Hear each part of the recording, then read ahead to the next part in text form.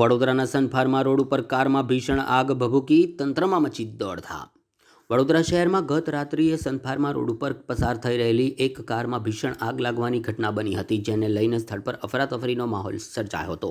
બનાવની જાણ થતાં જ ફાયર બ્રિગેડની ટીમ તાત્કાલિક ઘટના સ્થળે દોડી ગઈ હતી અને આગ ઉપર કાબૂ મેળવ્યો હતો।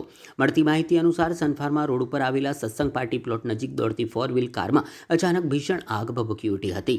કારમાંથી ધુમાડા અને આગના ગોટા નીકળતા રોડ ઉપરથી પસાર થતા લોકોમાં દોડધામ મચી ગઈ હતી।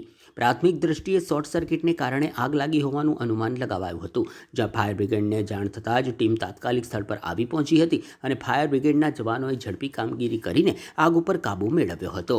આગ લાગવાનું ચોક્કસ કારણ જાણવા માટે આગળની તપાસ હાથ ધરવામાં આવી છે। સદનસીબે કારમાં સવાર લોકોનો આબાદ બચાવ થયો હતો અને જાનહાનિ થતાં ટળી હતી।